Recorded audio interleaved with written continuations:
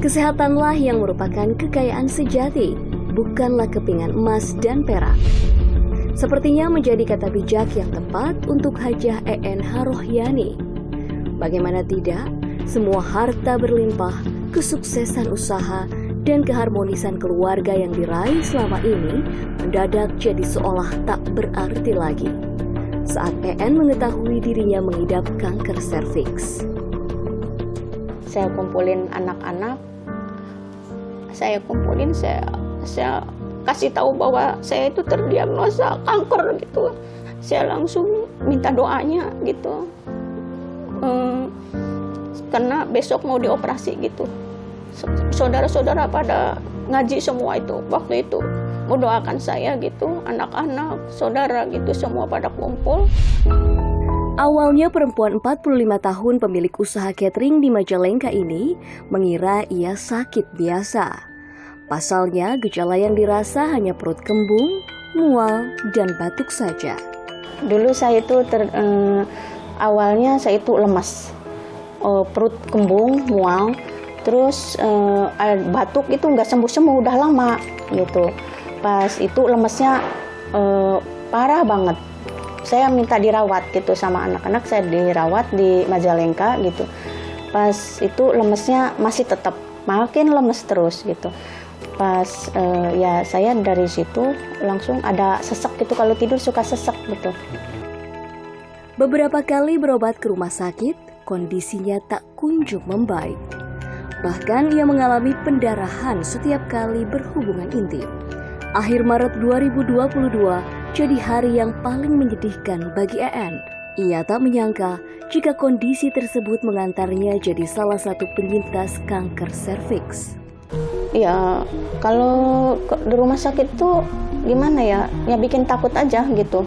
Katanya harus kemo, dan ini kalau harus cepat-cepat dioperasi. Kalau nggak dioperasi katanya ini berapa tahun lah gitu. Tapi kalau cepat dioperasi nanti 90% kamu akan sembuh gitu. Setiap 1 jam, ada 1 perempuan Indonesia yang meninggal dunia akibat kanker serviks. Sementara di dunia, setiap 2 menit, 1 perempuan di dunia meninggal karena kanker mematikan ini. Saya shock banget ya. Saya gimana gitu, perasaan, aduh umur saya itu berapa bulan lagi, berapa tahun lagi gitu. Saya udah nggak ada harapan gitu. Menurut Observasi Kanker Dunia atau Globokan, di Indonesia terdapat lebih dari 36.000 kasus baru dan 21.000 kematian akibat kanker serviks pada tahun 2020. Angka ini menunjukkan terdapat 50 kasus terdeteksi setiap harinya dengan lebih dari 2 kematian setiap jam. Kanker serviks menempati urutan kedua kanker yang paling sering menyerang wanita di Indonesia setelah kanker payudara. Kanker serviks muncul pada leher rahim perempuan yang berfungsi sebagai pintu masuk menuju rahim dari vagina. Hampir 95% kanker serviks pada wanita disebabkan oleh virus HPV atau Human Papilloma Virus. Infeksi Human Papilloma Virus ini biasa terjadi pada perempuan di usia reproduksi, baik akibat kontak seksual maupun akibat benda tertentu yang menyentuh area serviks. Bahayanya, kendati mematikan, gejala awal penyakit ini tidak pernah dirasakan oleh penderitanya. Sehingga si penderita baru datang berobat ketika penyakitnya sudah memasuki stadium lanjut. Pasalnya, inkubasi Human Papilloma Virus tidak menunjukkan gejala apapun dan butuh waktu yang lama. Bahkan bisa lebih dari 10 tahun untuk berkembang menjadi kanker serviks.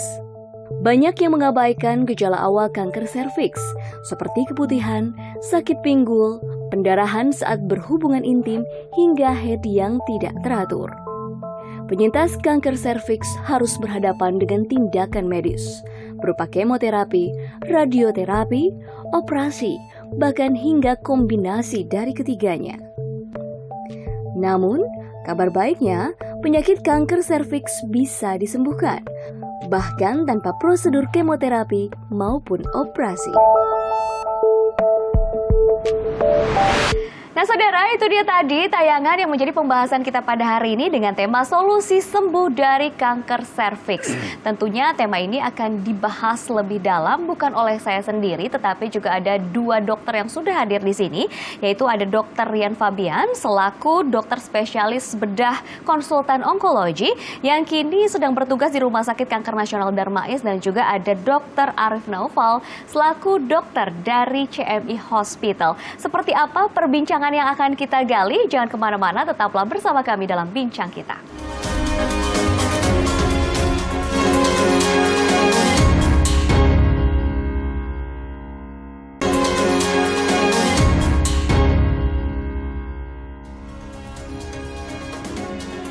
Anda kembali dalam Bincang Kita, tentunya masih membahas mengenai tema solusi sembuh dari kanker serviks. Kita langsung saja nih berbincang dengan Dr. Riani. Ya. Dokter, kita bicara mengenai kanker serviks yang memang dialami oleh wanita, dan ini tentunya menjadi momok tersendiri untuk para wanita. Dan biar kita bisa lebih mengenal begitu ya, sebenarnya kanker serviks itu apa sih? Faktor-faktornya dari apa saja sih? Dan gejala yang bisa kenali seperti apa? Jadi kanker serviks itu kanker mulut rahim ya, secara garis umum ya. Sebabnya yang paling utama itu adalah virus HPV biasanya gitu ya. Jadi tanda-tandanya itu bahkan ada yang nggak ada tanda sama sekali ya, yang asimptomatik, nggak tanda, sampai tanda yang perdarahan atau sedang berhubungan tiba-tiba berdarah, nah itu nyeri sebagai tanda lainnya. Tapi secara garis besar tanda kanker serviks itu asimptomatik sih sebenarnya. Yang awal ya, kalau udah yang lanjut ya itu berdarahan begitu. Untuk mengetahuinya bagaimana? Biar kita lebih sadar sejak dini. Jadi itu deteksi dini, pasti deteksi dini. Sekarang itu banyak di puskesmas. Nanti ada dokter obgyn yang mengerjakan pap smear. Pap smear itu penting. Secara berkala begitu? Iya, secara berkala. Jadi nanti ada rutin, apalagi yang secara aktif ya, seksual aktif, itu penting pap smear gitu. Vaksin jangan lupa, vaksin HPV jangan lupa. Oke, itu dia memang harus dilakukan sebagai pencegahan ya. Jangan sampai nunggu, kayaknya saya ada gejala nih, ternyata saya sakit begitu. Jangan sampai nunggu sakitnya dulu baru diobati. Lebih baik kita menghindari dulu nih pencegahan. Nah, ini dari gejala yang sudah tadi dokter jelaskan, ini bahkan bisa ada pendarahan ketika sudah lanjut begitu. Ini apakah bisa dikatakan bahwa ada kemungkinan terburuk yang seperti apa yang bisa dialami oleh penderita kanker serviks kalau dibiarkan begitu saja? Kalau stadium lokal lanjut dan stadium lanjut mungkin akan berakibat tumornya itu menginfiltrasi dari daerah sekitar ya. Bisa daerah pencernaan, bisa daerah saluran kemih, terus nyeri yang berkepanjangan, sampai bisa juga penyebaran ke tempat lain, penyebaran ke paru, ke otak, ke hati. Jadi memang secara garis umum pendekatan kanker ini harus terdiagnosis dari awal cepat. Dan secara cepat, betul. Untuk tindakan pengobatan di kanker serviks dengan apa biasanya? Itu beragam juga Mbak Widi. Bisa dengan operasi, bisa dengan radiasi, atau kemoterapi, bisa gitu. Itu pun tergantung dari stadiumnya. Ya, tergantung stadiumnya. Nggak semuanya kita lakukan operasi, nggak semuanya diradiasi, nggak. Itu tergantung stadiumnya. Oke, sekarang kita beralih ke dokter CMI Hospital nih, yang memang memiliki metode yang lain yang bisa dikatakan ini adalah metode Ibnusi. Nah, tapi sebelum kita membahas itu mungkin bisa dijelaskan apakah ada tindakan yang bisa dilakukan di luar dari tindakan yang tadi disebutkan ya, kemoterapi, operasi, dan lain-lain yang bisa ditawarkan dari CMI Hospital nih, Dok? Oke, baiklah. Sebenarnya pengobatan kanker itu kan banyak macam ya Mbak Widi, bukan hanya kemoterapi ataupun operasi saja. Seiring dengan perkembangan dunia kedokteran, makin banyak nih pilihan terapi atau pengobatan untuk kanker.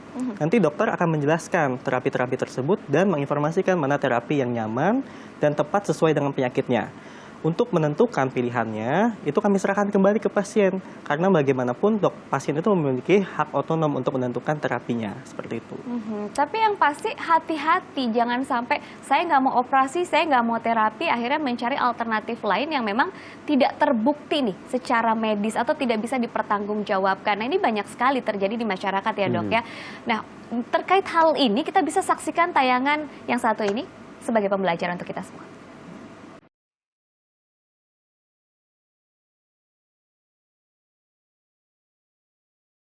Halo sahabat CMI, internet dan sosial media menjadi sumber informasi utama bagi masyarakat. Sayangnya, ketergantungan informasi ini tidak diimbangi dengan kontrol terhadap penyebaran informasi palsu. Berdasarkan data dari Kementerian Komunikasi dan Informasi Republik Indonesia, lebih dari 800.000 situs internet mencantumkan informasi palsu atau hoax. Informasi palsu ini tidak sebatas hanya pada berita politik dan sosial, tetapi pada informasi tentang kesehatan. Dalam 3 dekade terakhir, WHO mencatat lebih dari 80% orang beralih pada pengobatan alternatif yang belum tentu terkonfirmasi secara medis. Hal ini tentu berkontribusi pada peningkatan jumlah kasus kematian akibat kanker di dunia. Oleh karena itu, kita semua harus berhati-hati dalam menerima informasi dari internet dan sosial media agar dampak negatif dari informasi palsu ini bisa kita hindari. Baik, saudara, dikaitkan dengan tayangan tadi dan juga Dr. Arief bahwa memang kemoterapi ini banyak orang yang tahu bahwa pengobatan kemoterapi tidak nyaman untuk si pasien. Banyak rasa sakit atau efek samping yang dirasakan. Tapi kalau kita lihat tayangan tadi juga hati-hati juga bahwa yang mungkin nyaman ternyata tidak berefek pada dirinya yang menderita kanker begitu. Tapi kalau saya bertanya kepada dokternya, apakah pasien kanker memiliki kesempatan untuk sembuh meskipun tidak mengalami tindakan kemoterapi, tapi dengan cara yang tepat ya, yang memang bisa terbukti secara medis nih. Oke, begini Mbak Widi, terkait dengan informasi yang disampaikan oleh Mbak Widi tadi, memang banyak sekali informasi yang masih simpang siur, belum jelas. Kita sebagai seorang yang melek akan suatu ilmu, itu harus telaah dulu bagaimana informasi tersebut, bagaimana fakta-faktanya. Jangan sampai kita terjebak ke dalam informasi yang merugikan kita, seperti yang disampaikan oleh Mbak Widi tadi. Nah, untuk terkait kesembuhan, pasien itu masih memiliki harapan untuk sembuh. Tuhan itu menurunkan penyakit, pasti ada obatnya atau penawarnya. Asalkan metodenya itu tepat dan ditangani oleh ahli sesuai dengan keahliannya, pasien masih bisa sembuh, Mbak Widi. Dan seperti kita ketahui bahwa CMI Hospital ini memiliki tindakan yang memang berbeda dari segi pengobatan melalui metode Ibnu Sina nih, Dok. Bisa dijelaskan perbedaannya seperti apa? Oke, mungkin sebelumnya saya sudah sedikit menyinggung terkait pengobatan. Memang banyak sekali macam pengobatan untuk kanker serviks ini. Seiring dengan perkembangan zaman, pasti itu diikuti dengan perkembangan sebuah keilmuan. Ya, semakin banyak pilihan terapi atau pengobatan untuk kanker serviks. Salah satunya seperti pengobatan komplementer terintegrasi metode terapi Ibnu Sina. Untuk lebih jelasnya, mari kita simak video dari tim Kimia CMI berikut ini.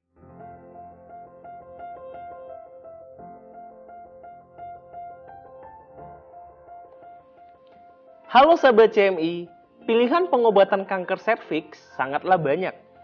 Bahkan, klinik utama GR Setra CMI memiliki metode pengobatan sendiri dalam menangani penyakit ini. Pada pengobatan kanker serviks, obat CMI bekerja dalam 3 tahap. Yang pertama, meningkatkan imunitas tubuh pasien. Yang kedua, menyerang virus penyebab kanker seperti human papillomavirus. Dan yang ketiga, menyerang sel kanker secara spesifik dan memperbaiki mutasi genetik yang terjadi. Ketiga tahap ini dapat terjadi karena obat CMI terbuat dari bahan yang spesifik. Salah satunya dari hewan laut tertentu. Ekstrak dari hewan ini memiliki senyawa peptida yang sering disebut sebagai CIGB552. Senyawa ini berfungsi untuk meningkatkan imun, membunuh virus, dan bahkan memiliki sifat anti kanker. Apakah obat ini aman? Tentu saja aman. Tim farmasi CMI akan memberikan takaran obat sesuai dengan dosis yang dibutuhkan. Penentuan dosis ini juga akan disesuaikan berdasarkan hasil pemeriksaan darah pasien, berat badan, dan kondisi kesehatan pasien. Sehingga pasien tidak perlu khawatir. Pastinya kami akan memberikan pelayanan yang terbaik, nyaman, dan aman.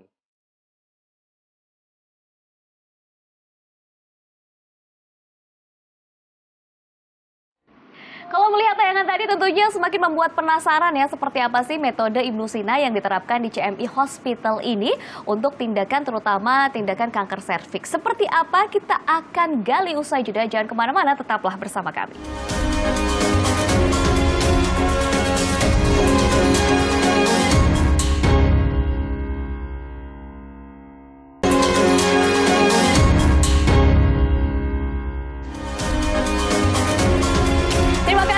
Masih bersama kami dalam Bincang Kita dan tentunya masih membahas seputar tema kita hari ini, solusi sembuh dari kanker serviks.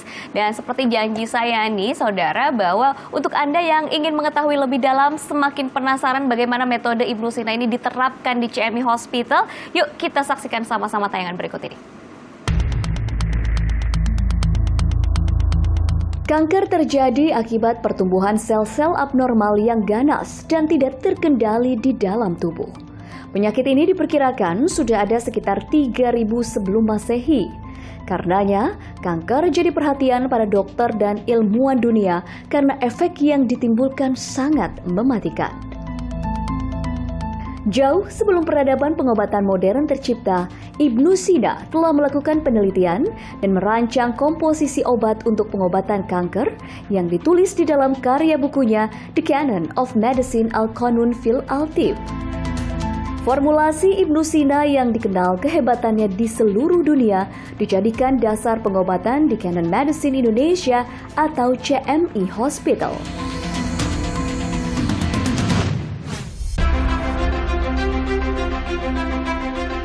Berdiri di Kota Bandung, Jawa Barat sejak 2008 lalu, CMI Hospital hadir memberikan pelayanan kesehatan yang lengkap dan terjangkau.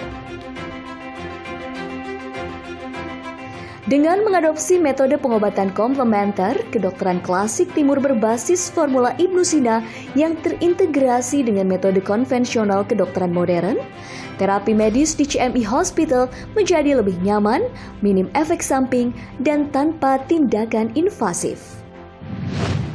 Selain mengaplikasikan ilmu medis konvensional, Klinik GR Setra CMI juga menerapkan ilmu yang diambil dari buku Al-Qanun fi Al-Tib atau The Canon of Medicine, yang merupakan buku yang ditulis oleh Bapak Kedokteran Modern, yaitu Ibnu Sina atau Avicenna. Meskipun buku ini sudah ada sejak 10 abad yang lalu, namun keilmuannya masih sangat relevan hingga saat ini. Bukan hanya itu saja, Klinik GR Setra CMI juga terus mengikuti perkembangan ilmu pengetahuan dan juga teknologi terbaru. Hal ini untuk menyokong pelayanan pasien dari sejak penegakan diagnosis hingga pemberian terapi. Dengan menggabungkan metode keilmuan ini, Klinik GR Setra CMI berani bergerak untuk memberikan penanganan kepada pasien penyakit kronik seperti kanker, diabetes, jantung, dan gagal ginjal. Tentu saja dengan efek samping yang minimal dan tanpa tindakan yang invasif, sehingga pasien bisa sehat dan nyaman. CMI Hospital berkomitmen memberikan pelayanan terbaik pada setiap pasien.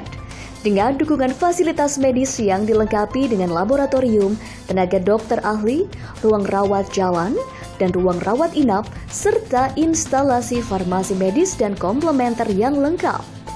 Pelayanan CMI mencakup pelayanan konsultasi medis, konsultasi komplementer, diagnostik laboratorium klinik, pengobatan modern, dan pengobatan klasik timur berbasis formula Ibnu Sina. Umumnya, metode pengobatan pasien kanker saat ini dilakukan lewat tindakan operasi dan kemoterapi. Selain memiliki efek samping, juga membutuhkan biaya yang besar. Di klinik utama CMI, metode untuk pengobatan penyakit kanker sudah dibuat dengan sistematis berdasarkan ilmu Qanun karya Ibnu Sina. Racikan obat yang dibuat secara terprogram mampu memutuskan sel-sel kanker sehingga pasien dapat sembuh tanpa kemoterapi atau operasi. Formula Ibnu Sina yang ada di klinik utama GR Setra CMI bisa dikatakan itu sangat efektif, di mana formula itu mampu membedakan mana sel normal, mana sel tidak normal, yang biasa kita sebut terprogram. Karena Formula ini tidak akan merusak sel yang masih normal. Dia hanya merusak atau menghancurkan sel kansernya saja, sehingga memberi efek yang lebih nyaman kepada pasien. Apalagi kita wanita ya, tidak akan ada rambut rontok, tidak akan ada kuku yang hitam seperti itu, atau mual muntah, lemas, itu tidak ada. Jadi formula Ibnu Sina yang dimiliki oleh klinik utama CMI GR Setra sangat nyaman dan efektif. Untuk semua sahabat CMI yang ada di Indonesia maupun di luar negeri yang sudah pernah melakukan operasi, kemoterapi dan radiasi, tapi belum mendapatkan hasil yang efektif dan lebih nyaman, silakan datang ke klinik utama CMI yang di Bandung, karena formula Ibnu Sina yang dimiliki oleh klinik utama CMI mampu memberikan solusi untuk pasien pasca operasi, kemoterapi dan radiasi agar mendapatkan hasil yang lebih nyaman dan efektif. Dengan terapi medis yang menggabungkan ilmu kedokteran modern dan komplementer berbasis formula Ibnu Sina, tingkat kesembuhan pasien bisa mencapai 80%. Tak heran, kini klinik utama CMI menjadi pilihan utama banyak pasien. Walaupun besok mau dioperasi, saya tetap belum nerima untuk besok dioperasi gitu. Saya browsing, ternyata muncul CMI gitu. Ya saya lihat dulu tempat dan gimana ya tempatnya, situasinya gitu. Saya takutnya abal-abal gitu kan. Saya nggak mau gitu. Kalau saya dilihat dari tempatnya, dari ininya gitu kan. Kalau abal-abal saya nggak mau masuk gitu. Ternyata wah, ini mewah juga, bagus. Yang langsung saya rasakan itu batuk nggak ada, sesek juga nggak ada ya. Tadinya sesek, saya kalau tidur suka sesek, terus kadang lutut juga ada sakit gitu, terus semua badan pada sakit aja gitu, terus hubungan juga kadang suka berdarah ya. Alhamdulillah sekarang enggak. Saya pengobatan udah 6 bulan. Pengobatan saya ke kliniknya itu 2 minggu sekali ya. Karena saya itu sebenarnya tadinya saya coba-coba dulu gitu kan, takutnya kalau nggak cocok saya bisa berhenti gitu kan. Ternyata ya memang cocok, nyaman gitu, ya udah. Tapi tetap saya pengobatannya itu ngambil obatnya itu per 2 minggu gitu, dan saya selama pengobatan itu nggak ada keluhan apa-apa gitu. Terus pelayanannya juga enak, bagus, udah kayak saudara aja gitu. Nggak ada canggung atau gimana, kita konsul juga bebas gitu.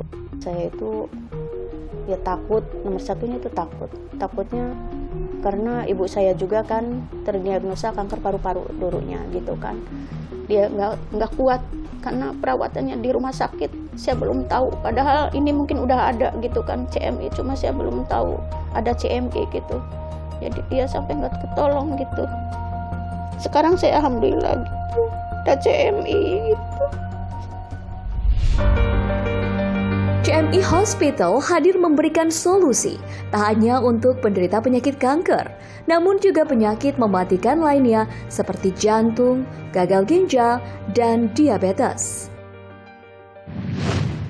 Saya sangat mengapresiasi dan mendukung keberadaan klinik utama CMI yang menerapkan metode pengobatan komplementer terintegrasi sejalan dengan strategi WHO, peraturan pemerintah Republik Indonesia, dan peraturan Menteri Kesehatan Republik Indonesia. Semoga klinik utama CMI dapat menjadi pilihan yang baik, nyaman, dan dapat meningkatkan kualitas hidup pasien. Bila Anda sudah divonis menderita kanker, tak perlu khawatir. Segera konsultasikan dengan datang langsung ke klinik utama CMI di Jalan Tubagus Ismail 7, nomor 21, Kota Bandung. Atau telepon di nomor 022 253 1000 dan di nomor WhatsApp di 0812 2998 327.